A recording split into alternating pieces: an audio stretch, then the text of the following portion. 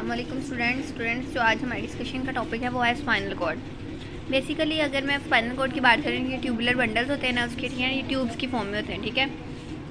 और ये ब्रेन से मतलब स्टार्ट होते हैं और हमारे एक्सटेंड होते हैं लोअर बैक तक, नीचे तक जाते हैं, ठीक है, हमारी बैकबोन में, ठीक है।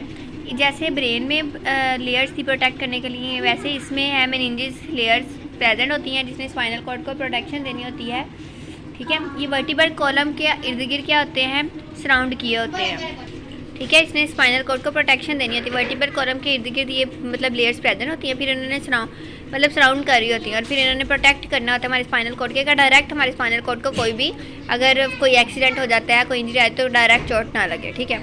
उसके बाद इसमें दो रीजन्स प्रेजेंट होते हैं, एक होता है आउटर रीजन और होता है एक होता है इनर रीजन।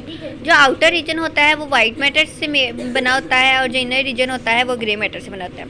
वाइट मैटर का मतलब है कि इसमें माइलिनेटेड एक्सोन होते हैं, मतलब कि फैटी एसिड वाले होते हैं, ठीक है, फैटी लेयर्स प्रेजेंट होती हैं। नॉन माइलिनेटेड का मतलब है इसमें ग्रे मैटर है, इसमें न्यूरॉन्स प्रेजेंट होंगे और सेल बॉडीज़ प्रेजेंट होंगी, ठीक है।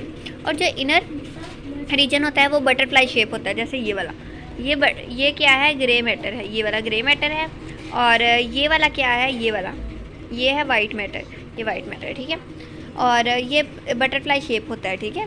और इसने सराउंड किया होता है सेंट्रल कैनाल को, ठीक है। उसके बाद स्पाइनल से कॉर्ड से 31 पेयर्स निकलते हैं स्पाइनल नर्व्स के, ठीक है।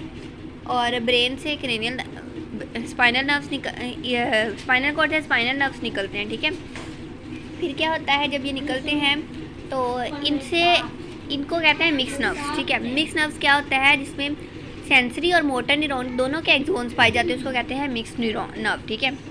उसके बाद अब जहाँ से स्पाइनल नर्व्स ने अराइज होना था, जहाँ से निकलना होता है, वहाँ पे दो रूट्स बनती हैं स्पाइनल नर्व्स की, एक डोर्सल रूट और एक होती है वेंट्रल रूट।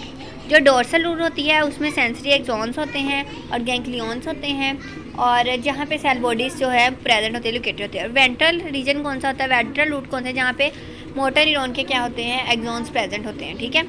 ये आप लोग के सामने डायग्राम है, ठीक है। ये इसका डोर्सल रूट है, ठीक है।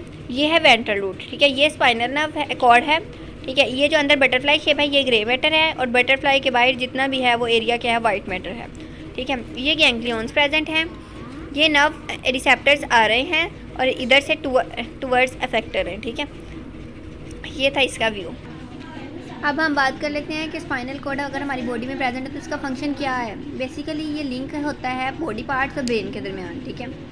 और स्पाइनल कॉर्ड जो है वो नर्व इम्पल्स को ट्रांसमिट करता है और इसका बॉडी पार्ट से ब्रेन की तरफ और ब्रेन से बॉडी पार्ट की तरफ रिटर्न करता है, ठीक है। और ये कोऑर्डिनेटर के तौर पे भी एक्ट करता है, रिस्पॉन्सिबल भी होता है फॉर सम रिफ्लेक्स के जो सडन एक्शंस हो जाते हैं उनके लिए। ये था हमारा स्पाइनल कॉर्ड पूरा। अगर आप लोग के पास कोई भी क्वेश्चन है तो देन वो आप कमेंट्स में मुझे जाहिर करें।